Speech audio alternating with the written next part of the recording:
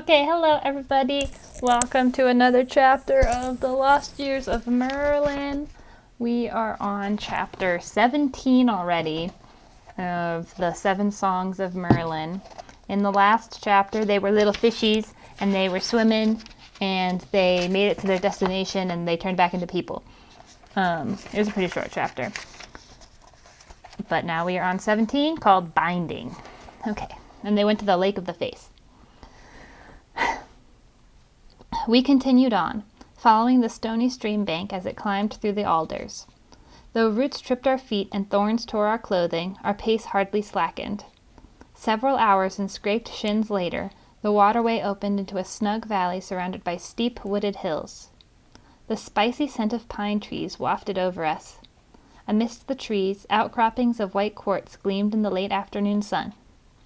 Yet the valley seemed eerily silent. No birds sang, no squirrels chattered, no bees buzzed. I listened closely, hoping to hear the stirring of something alive. Rhea, reading my thoughts, gave a knowing nod. Animals and birds stay away from this valley. No one knows why. They're smarter than people, observed Bumblebee, still dripping water from his bells. I watched Rhea walk down to the shore of the lake in the center of the valley. The lake, its water almost black, was so still that hardly a ripple broke its surface. Its contours resembled, from this angle, the profile of a man whose jaws, strong and defiant, jutted outward, much like my own father's.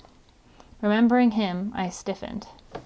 I wished he had been as strong in reality as in appearance, strong enough to stand up to Rita Gower when he had seen the chance, strong enough to help his own wife, Ellen, when she had needed him. A shriek jolted me out of my thoughts. There, by the edge of the lake, stood Rhea, gazing into the dark water.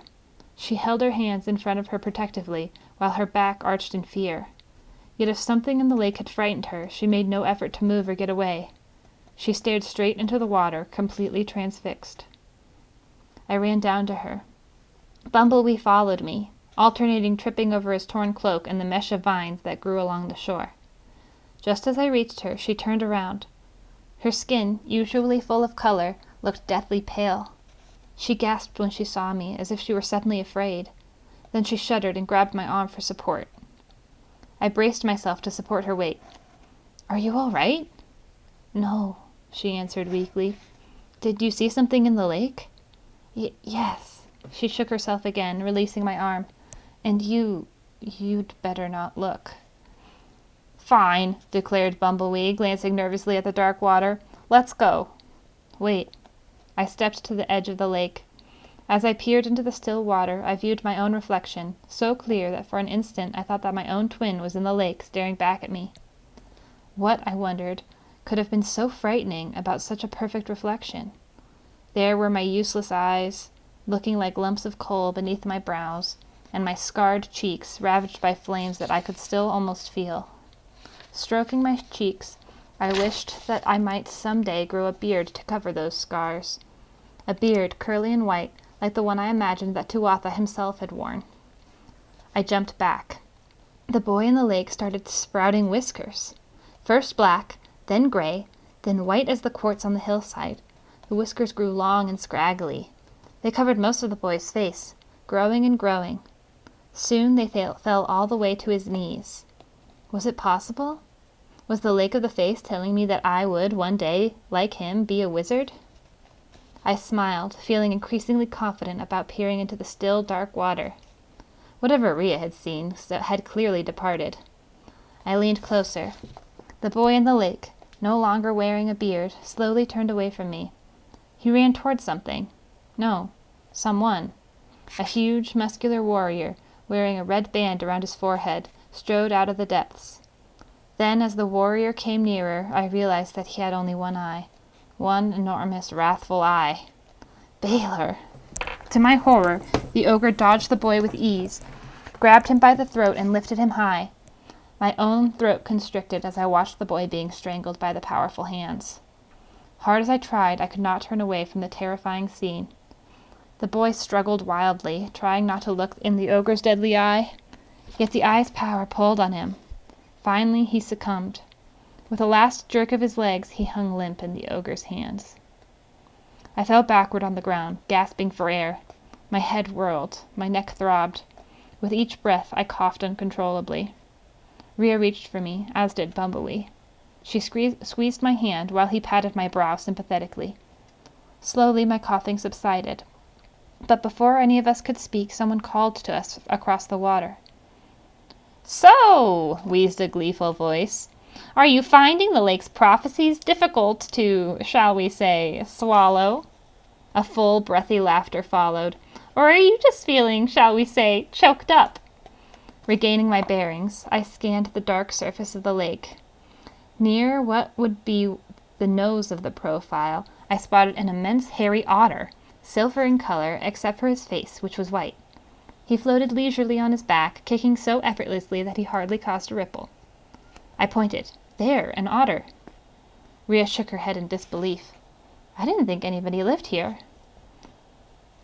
"I only live where I otter," he answered merrily, squirting a jet of water from between his two front teeth. "Care to join me for a swim?" "No chance," declared Bumblebee. He waved his long sleeves like fins, causing his bells to dribble water on his face. "I've had enough swimming for a lifetime." "Then perhaps I should sing one of my water songs for you." The otter kicked lazily toward us, patting his belly with both paws. "I have, shall we say, a fluid voice." His breathy laughter came again, echoing over the lake. Supporting myself with my staff, I stood. "No thanks. The only song we care about isn't about water." Seized by a sudden inspiration, I asked, "You wouldn't happen to know anything about the magic of binding, would you?" Rhea frowned.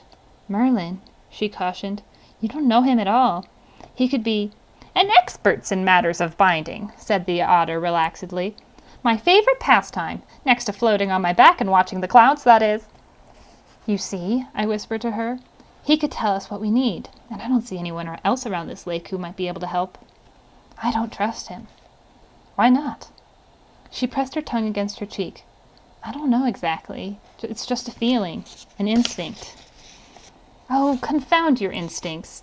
We're running out of time." I searched the shoreline for any sign of other creatures who could, perhaps, assist us. There were none. Why would he lie to us? We have no reason to mistrust him.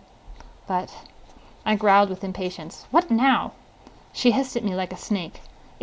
Well, confound it all, Merlin. I can't put it into words."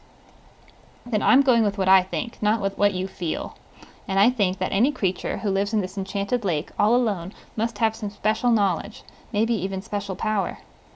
I turned back to the otter, who had drifted much closer. "I need to find the soul, the first principle of the art of binding. Will you help me, good otter?" Tilting his head toward the shore, he squirted a jet of water at me. "Why should I?" "Because I asked you, that's why." He blew some bubbles in the water. "Ooh, that tickles my ears." More bubbles. "You need to give me a better reason than that."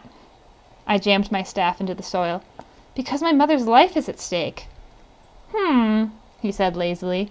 "Your mother? I had a mother once myself. She was a terribly slow swimmer. Oh well, I suppose I could help you. Only with the fundamentals, though."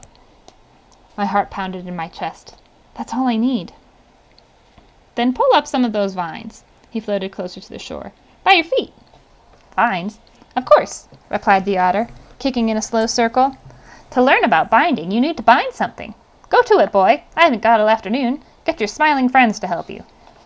I turned to Rhea, who was still frowning, and Bumblebee, who had never stopped. "Will you give me a hand?"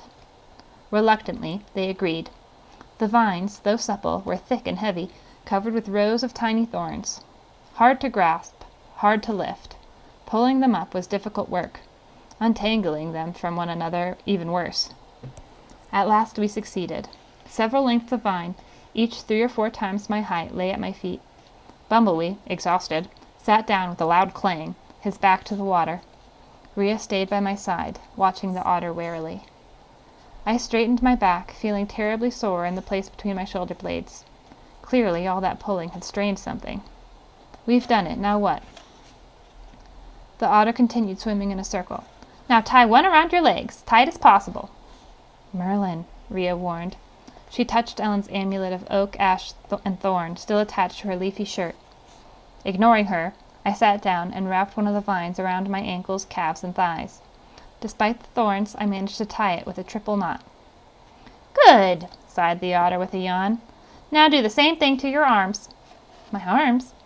Do you want to learn about binding or not? I turned to Rhea. Help me, will you? I don't want to.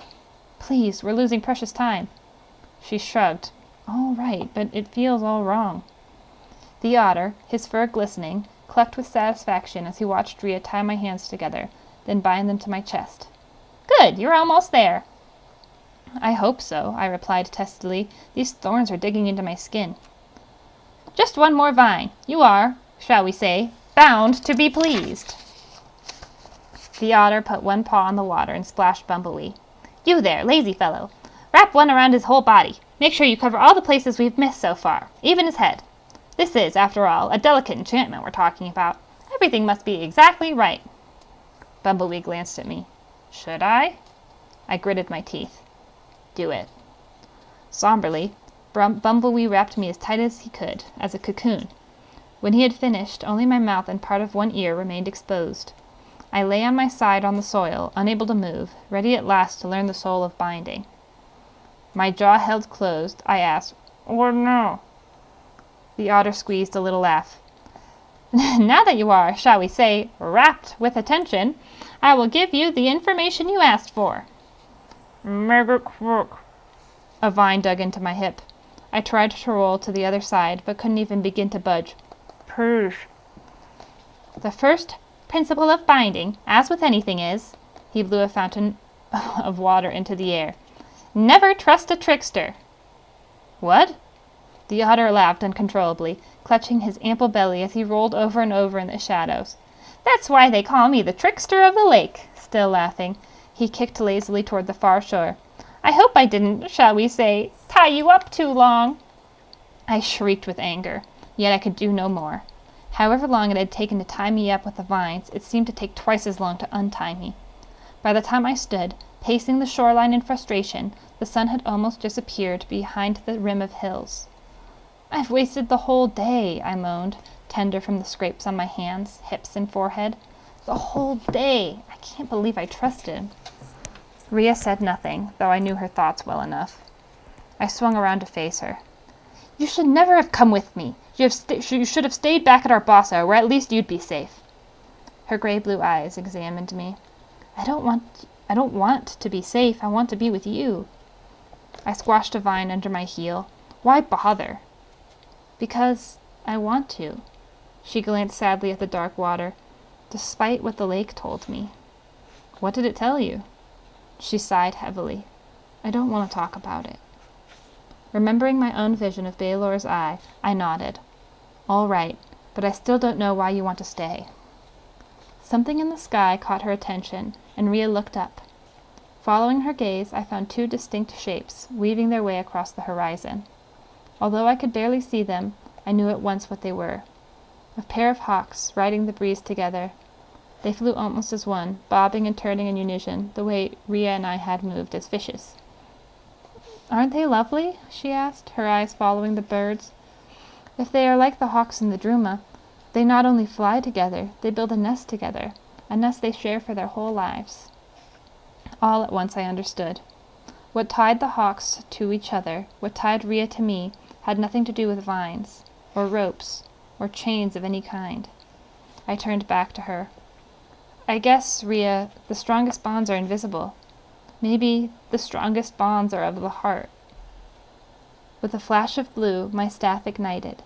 As the flame disappeared, I discovered a new marking engraved on the shaft, not far from the butterfly. It was a pair of hawks, bound together in flight. Okay, that is the end of chapter 17, everybody. Thank you so much for joining me tonight, and come back tomorrow at 9 p.m. Pacific time for chapter 18. Have a good night.